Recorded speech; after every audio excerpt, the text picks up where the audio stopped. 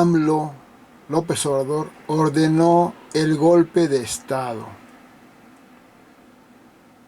Aquí advertimos durante meses, aquí lo advertimos durante meses, una advertencia que en la más reciente semana se convirtió en realidad. Un golpe de Estado ordenado por el propio presidente, un golpe a la división de poderes, a la civilidad política, la legalidad y sobre todo al orden democrático, que fue demolido por diputados y senadores del partido oficial, Morena, verdaderos lacayos del presidente. ¿Y por qué y para qué tal oprobio?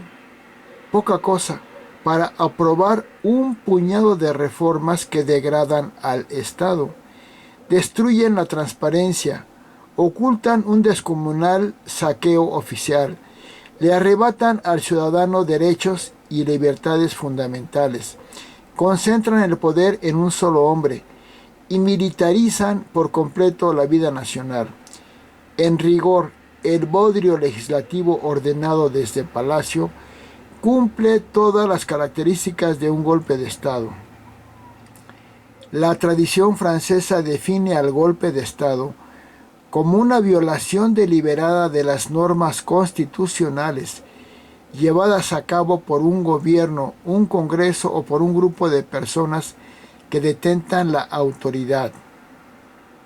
En efecto, lo que vimos en el Congreso mexicano fue una violación deliberada de la ley suprema, la Constitución, ordenada por uno de los poderes del Estado, el Ejecutivo, o sea, el presidente, y operada por otro poder que debería de ser independiente, pero que terminó como un subordinado, el poder legislativo, los diputados y senadores.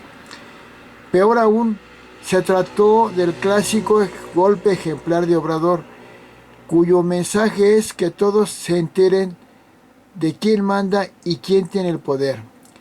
Al final de cuentas, lo que vimos en el Congreso de la Unión fue la muerte de la división de poderes, la cancelación de derechos humanos fundamentales, como el derecho a la información, a la transparencia, a la rendición de cuentas y responsabilidades del Estado como la salud.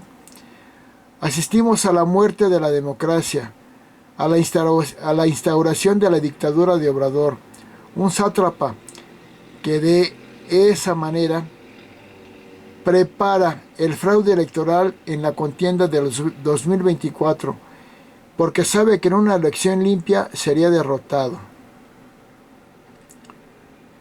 Pero también es cierto que no todo está perdido. ¿Por qué? Porque tanto diputados como senadores de Morena y sus aliados siempre conocieron el tamaño de las violaciones constitucionales en las que incurrieron y tienen claro que tarde o temprano la Suprema Corte echará abajo el bodrio legislativo ordenado por AMLO. Y es que en los próximos 15 meses la Suprema Corte mantendrá su independencia y por tanto seremos testigos de la última batalla por la defensa del Estado democrático. Por esa misma razón, a diario crecen los embates contra la Corte, lanzados desde el Palacio por el presidente, al extremo de que por orden presidencial se han movilizado cientos de golpeadores a sueldo que hostigan a las y los ministros de la Corte a su llegada a la sede del Poder Judicial. Y aquí empiezan las preguntas. ¿Cuánto tiempo van a resistir las y los ministros de la Corte?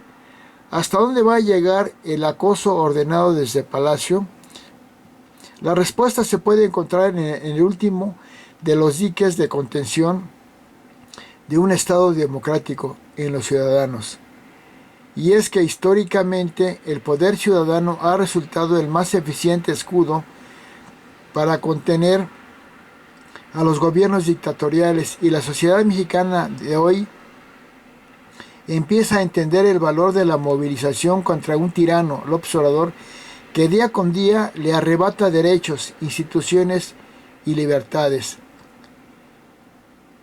Y el mejor ejemplo de la respuesta social a los manotazos del poder es el paro nacional, convocado por la comunidad científica de todo el país, en protesta por la desaparición del CONACYT y contra la locuaz decisión de entregar a los militares la ciencia. Pero ese es apenas el principio, ya que son muchos los indicios de que las protestas ciudadanas se pudieran generalizar. ¿Y cuáles son esos indicios? Que la veintena de reformas aprobadas al vapor por la ilegal aplanadora de Morena afecta de forma directa e indirecta a todos los o casi todos los sectores de la sociedad mexicana.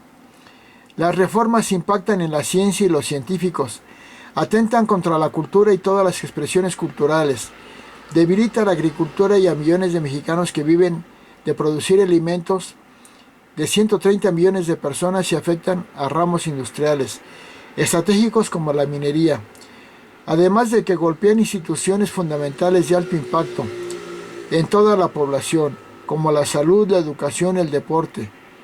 Por tanto, muy pronto veremos los efectos de la militarización y la debilidad democrática en el cierre de empresas y un creciente desempleo. Por eso, la pregunta final: ¿cuánto tiempo tardará la sociedad mexicana para entender el tamaño del golpe de Estado promovido por López Obrador? ¿Cuánto tardará para volver a la calle y exigir la renuncia del dictador? Al tiempo. Bueno, aquí yo hago un comentario. Tenemos que seguirnos defendiendo de este dictador López Obrador, que ya demostró que es un dictador, que es un peligro para México y que si lo dejamos seguir así, va a destruir todo lo que pueda, que ya destruyó en México y va a seguir destruyendo. Porque lo único que le importa es su narcisismo de un hombre enfermo de poder y de maldad, López Obrador.